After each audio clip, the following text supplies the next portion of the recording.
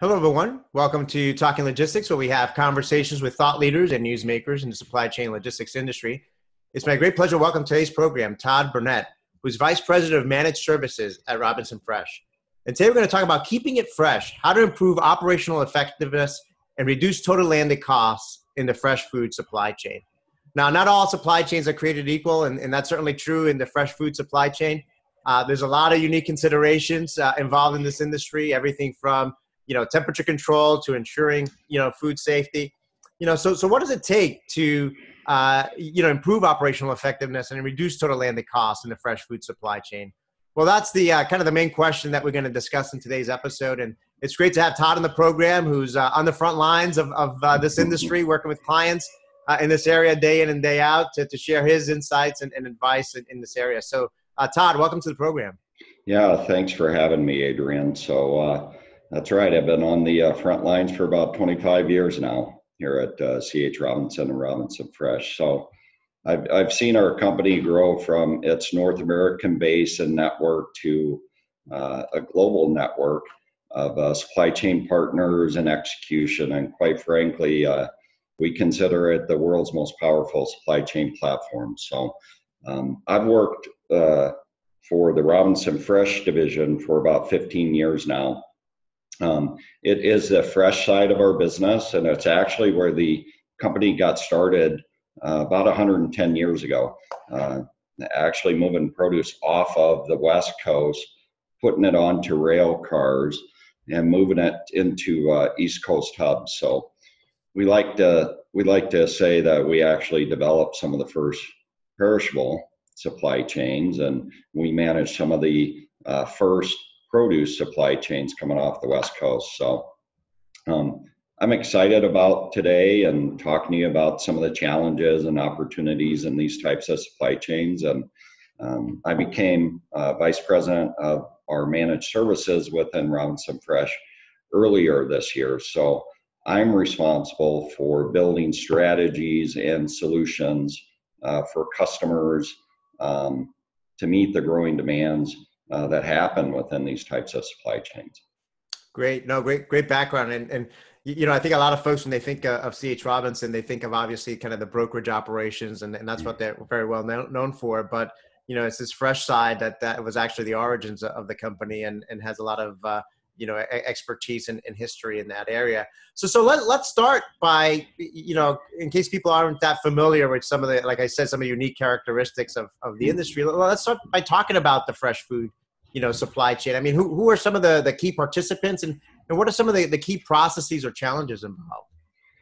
Yeah, so we'll break this down into kind of two parts. So you wanted to know some of the key participants, and then we'll talk about some of the challenges that we see in these types of supply chains. So in fresh food supply chains, we're typically talking about restaurants, retailers that can be both regional or large and national and global in scope, and then also convenience. So where I want to start and kind of let's walk backwards a little bit, and this will help you understand from the participation side.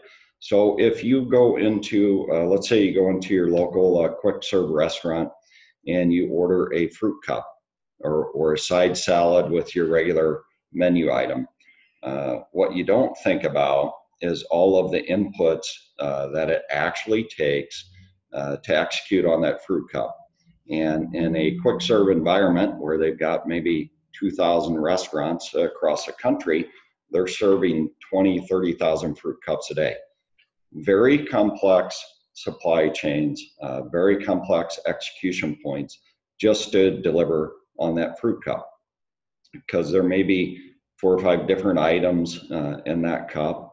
Those 4 or 5 different items may come from all the way across the globe. They've got to be harvested and picked at just the right time, at just the right place, and then that product's got to get into the supply chain to serve to you. Does that make sense? Yeah, absolutely.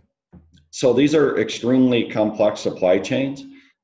Typically, there's not a whole lot of visibility in those supply chains, and we'll start with the first upstream at the supplier side. So typically that's the manufacturer, the producer, the grower, the shipper, the one either making the fresh food or harvesting and producing the fresh food. And then really it's not all grown typically in the same spot, in the same place, at the same time of the year all the time.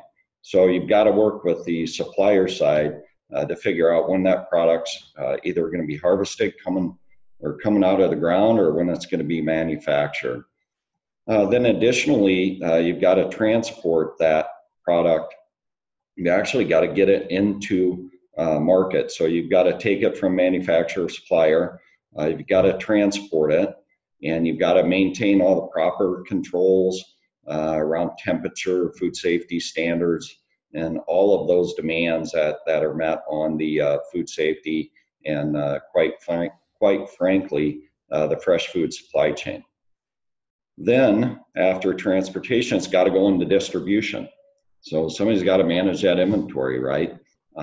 Either that's a large distributor, that could be someone that's distributing out multi-state, that could be a direct store drop distributor that's delivering into a urban area.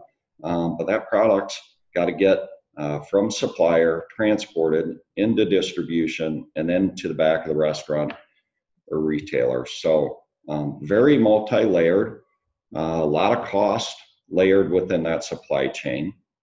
And all of these complexities really lead to a lot of lack of visibility and collaboration in the supply chain.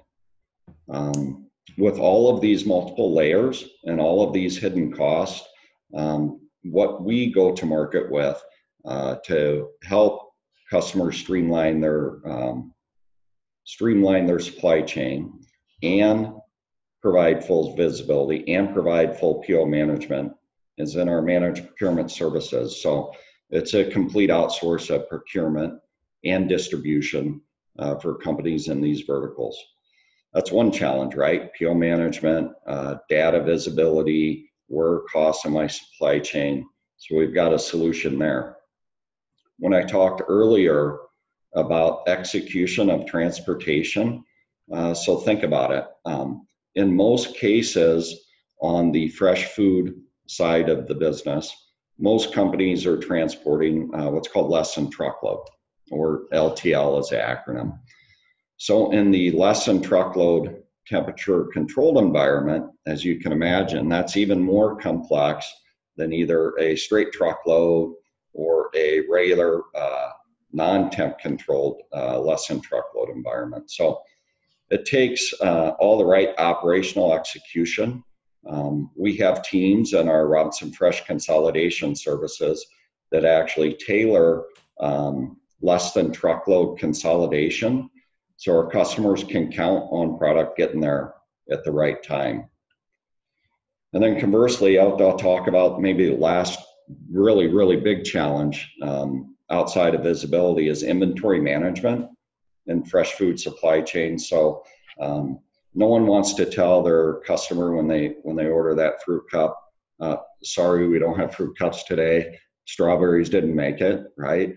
Or when you go into your local retailer around 4th of July and you want your watermelons and they don't have watermelons. So inventory management, it's absolutely critical in the fresh food supply chain. So our replenishment services help supply chain partners get product at the right time and at the right price and at the right temp all of the time. Does that make sense? So talked about supplier, yep, logistics and transportation, distribution, and then within that, the challenges around visibility and PO management.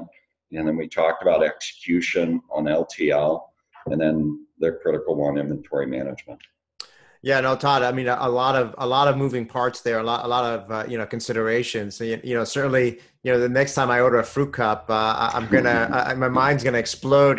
Thinking about all these things that went into just getting that fruit cup and having it fresh and taste. Usually as a consumer, you think about you just want it to taste good and be fresh and and be a satisfying part of your meal.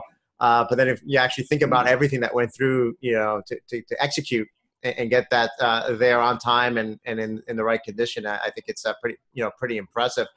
You mentioned a few things. I certainly want to get to visibility. But before that, I mean, I think if you had to boil it all down then into some critical factors or attributes, that define a best-in-class procurement to delivery operation, what would those factors be?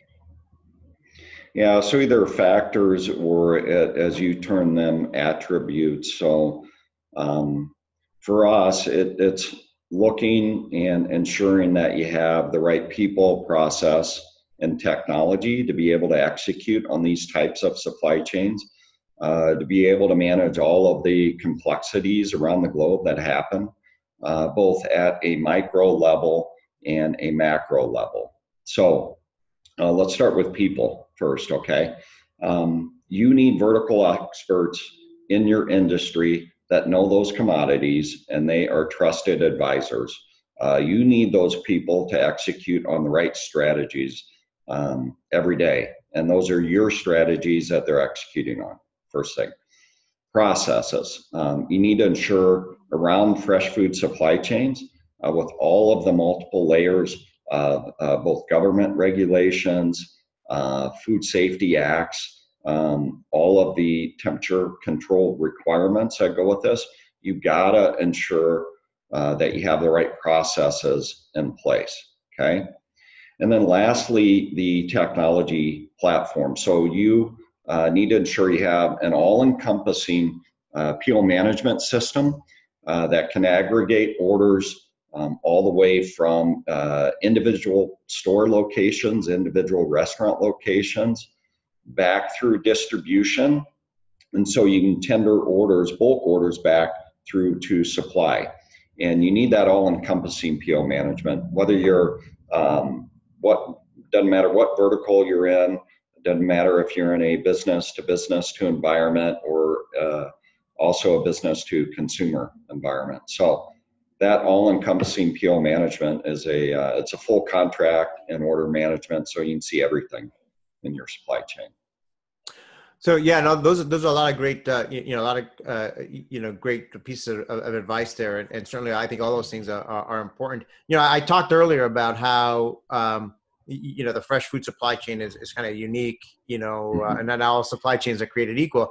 But even within the fresh food supply chain, I would assume that there's some diversity and uniqueness there. Like if you're in the restaurant business, it's kind of different than if you're in the grocery retail business, and if you're in the food distribution business. Is that right? I mean, do each of those like sub verticals have their own unique requirements and different things that, from a people, process, and technology standpoint, have to be accounted for? Yes, there are, and then within each vertical. So when we talked about people and the vertical expertise, they're going to know those commodities, and quite frankly, when it comes down to the technology interface, it's going to matter what catalog, which means what SKUs assortments either go into the back of the restaurant or onto the retailer's shelf. So highly complex, highly diverse, highly different items go into different verticals based around that. Does that make sense? So you've got to have the people, processes, and technology that meet the demands of those differences. Right. So let's talk about one of the aspects that you brought up earlier, and that's that is visibility. It sounds like visibility and data analysis plays an important role here. Can you give some examples of how enhanced visibility leads to improved operational performance? Yeah, I won't give the powers that be might not allow me to give specific examples. So I'll give some broad examples of how we can help execute better on data management. The first thing that you want to know is that you want to own your own data, right? It's yours. It's not someone else's. It's not the supplier's data. It's not the distributor's data. It's your data because you own the consumer and you own the product within that. So our customers want real-time data so they can make faster, more accurate decisions within their supply chains. And that means finding costs that shouldn't be there, and mining the data for those costs, and then taking those costs out of the supply chain. The broad example I'll give is each partner that I talked about in the supply chain earlier, the supplier, the transportation provider, the distribution partner, they all have different levels of sophistication in their technology. And that level will depend upon the visibility that you gain and that you have with your data. We like to talk about chalkboards to lasers with folks' systems within the fresh food supply chain. So what I'm talking about there is on the chalkboard side, orders may be tendered or procured via fax or a phone call, right? And that PO may be generated by a somewhat antiquated type system. Or on the laser side, POs may be generated by electronic data interface. So via EDI, where connections are made directly with suppliers and distributors. So all the systems are different. Everybody in the supply chain, I can tell you, is on a different operating system, a different language, a different SKU catalog. Our core MP technology with managed procurement systems, actually, it sits over the top of the entire supply chain. It aggregates all of that data on our customers' behalf. So you own the data and you have one source of the truth of that data. So then you can make real-time decisions on your inventory levels that we talked about. If you need to get product out of the supply chain around food safety, you have data there to make those decisions. So it allows the customer to own their own data. Additionally, we provide, you need the analytics engine, and you need the analytics teams to both present that data back in dashboards in real time, and you need teams to interpret that data on your behalf. Does that make sense? Yeah, no, and I was going to say, in many ways, we've been talking about how some of the unique characteristics of the food supply chain, the fresh food supply chain, but when it comes to data and data aggregation, I mean, I think that's a common thread across all supply chains, right? The fact that you have this diversity of capabilities across the different stakeholders in the supply chain, and part of the challenge really is how do you bring that all together, right? To have that one source of truth, or be able to have that truly end-to-end visibility when you've got some participants that are more manual systems or chalkboards, using chalkboards or maybe even spreadsheets and things like that. And then you've got those that are more, obviously more automated and more, more sophisticated in nature. So it sounds like, part of the initial challenge is really, bringing that diversity of information together, right? Yeah, it's where that information is housed, in what format or language that information is housed, what catalog that information sits in, and then you need a technology, an extremely high level technology that's updated daily to bring all of that data together into one format. So you can read it, you interpret it, you make game time decisions on that. You can interpret that data and make strategy decisions around that, whether to pull items off the shelf or add a limited time offering. How did that perform? So all of those things come into play. And the MP technology that is proprietary for us, it allows all of those partners within the supply chain to tap into that technology so they can input their data accordingly. Great. And I would think that's obviously, critical to, from a food safety standpoint, if there's ever a call or anything like that, to have that, visibility to kind of be able to trace back to see what happened along the supply chain, right? It's critical. It's critical in any fresh food supply chain. And it's really critical when products coming from around the globe, all at different times. And if it's on the produce side, it's where it was harvested, who harvested it, and where's that at in the supply chain. On the manufacturing side, sometimes there are several inputs on fresh foods, especially if you think about the convenience side of the business, where sandwiches are pre-made and then served on a shelf, all of those inputs from all those different suppliers. Critical to have the data and the traceability in your system. Right, right. So how did most companies, such as grocery retailers and restaurants and food service distributors manage, the procurement to delivery process? I mean, is this something that they, mostly manage in-house, or do they tend to outsource, parts or all of this?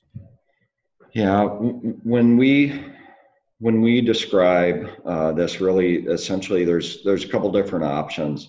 The best way to describe it is an in-source option, which is self-distribution, versus an outsource option, which is non-self-distributing. Okay, so I'll start with the in-source or the self-distribution, which has a lot of pros and cons to that model, and I'll walk you through those. So with the in-source, you do get a high degree of control. You get a high degree of leveraging your technology. But conversely, on the flip side, there's a high level of investment, both in capital, in infrastructure, in warehousing, in trucking, and people and equipment. Additionally, with that high capital investment, it's really slow to change. It's slow to adapt, and it's slow to enter any new markets that you would want to go into. So imagine if you're not into the Portland and Seattle market, for example, and you're self-distributing or you're in-sourced. You need to put up a warehouse. You need to put that warehouse up. You've got to hire folks to manage that warehouse, and then you've got to put the trucks or lease the trucks and drivers to deliver that product. So that's in-source, that's self-distribution, pros and cons there. And then with outsource or non-self-distributing companies, you essentially turn the entire procurement and distribution process over to a distribution company. There's some pros and cons here also, right? You get faster speed to market, low capital investment, and then conversely, on the flip side, you really don't have any control on your supply chain. You can't control the costs in your supply chain, and quite frankly, you don't have a lot of visibility to your own product in those types of outsourced distribution and procurement options. So what we have done in the marketplace, we've heard both pros and cons of both of these types of models, and quite frankly, we have a third option through our managed procurement services, which it has the look and feel of an in-source because we work on your behalf, but it has the benefits of the outsource where you're fast speed to market with the low investment, along with we provide you the technology and the processes and the people to give you the visibility and control you want in your supply chain. It sounds like, yeah, no, it sounds like, I cover, the transportation market, most closely in my research. And certainly one of the trends that has been happening there for a long time now is what we call what the industry has been calling managed transportation services, which is really, I kind of put it, define it as the right mix of people, processes, and technologies, right, that the customer wants, right, depending on their specific needs, to be able to help them scale up or down, their operations, as needed. So it sounds like, the model that you've created there is something similar, where you're bringing together the right mix of, people, processes, and technologies, where it's a kind of a middle ground solution, relative to doing it all in-house versus handing everything to a third party. Yeah, it allows, quite frankly, the customer to do what they're really, really good at. That's taking care of the consumer when they come into the restaurant and serving them the absolute best quality product at a great price. It allows the convenience location to really execute on fast turns on inventory and getting consumers in and out of that convenience space. And then it allows retailers realistically to get into spaces that maybe they weren't in before. Grab and go meals, take home meal kits. Additionally, the business to consumer front, which are really good at that customer interface through their apps and their technology, and they need a back of the house system for their procurement capabilities. And our managed procurement services actually does that for both business to consumers, business to business, those folks, so they can concentrate on what they're really good at and allow us to execute through people, process, and technology what we're really good at. Right. So and kind of we're running short on time here, so I've got just a couple of more questions. So, okay. So you've talked about data management. You touched on food safety a little bit. I mean, what other trends are you seeing in the industry? Yeah, on the fresh food side of the industry, so we talked about food safety, traceability, the big one in data management, owning your own data. A couple other trends that we see. First one being inventory management. I touched on that earlier. Really, that's about just-in-time inventory and who is going to carry the cost of inventory on their books, where that inventory sits. Consumer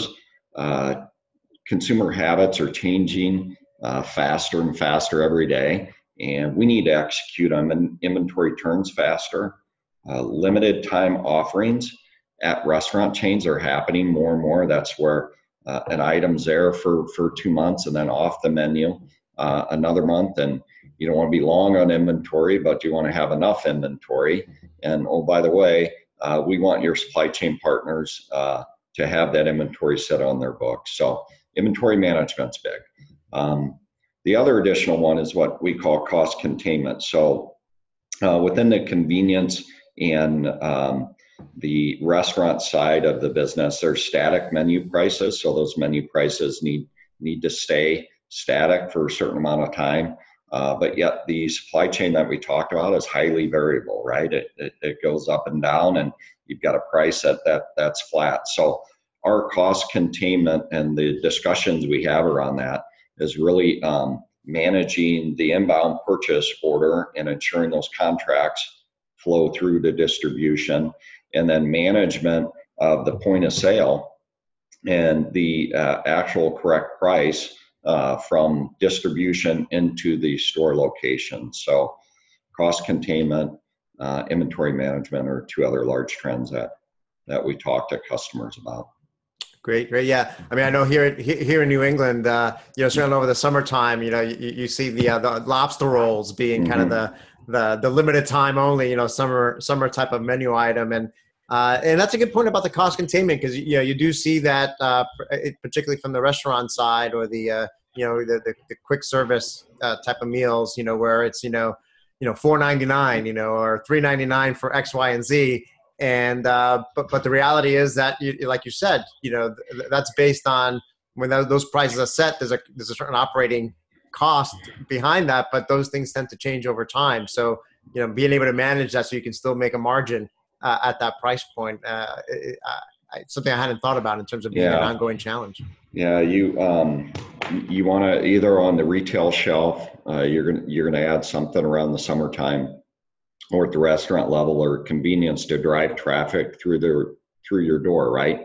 You want to get the consumer in through your door, and you want them to repeat. You want them to repeat coming back through your door. So if you don't have visibility into your supply chain and you're not delivering at the right price, that consumer will come back and buy again, you're going to lose them, right?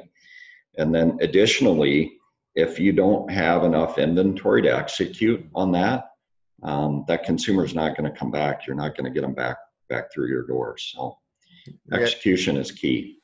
Absolutely. Absolutely. So Todd, as a way to, wrap up, I mean, what questions should, grocery retailers, restaurants, and other companies in the fresh food supply chain, ask themselves to assess whether they have, the right people, processes, and technologies to drive continuous improvement in the procurement to deliver process?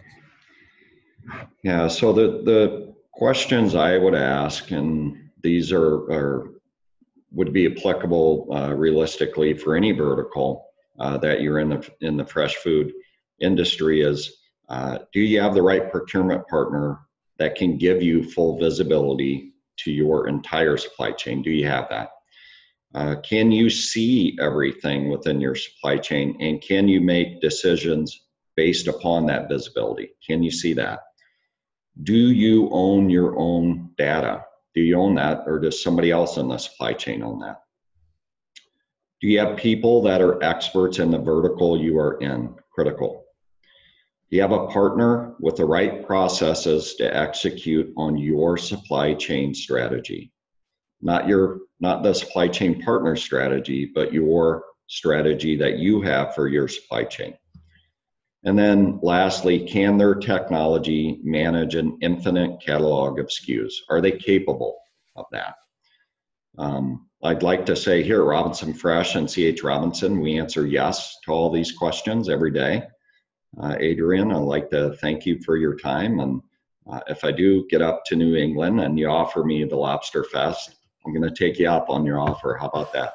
Absolutely. We'll do. Well, Todd, like I always say at the end of our episodes, we always just manage to scratch the surface on the topics that we cover here. But I think we definitely covered a lot of ground today, and you shared some great insights and advice on what's going on in this industry. So again, thank you for making the time to be with us today. Thank you. Appreciate it.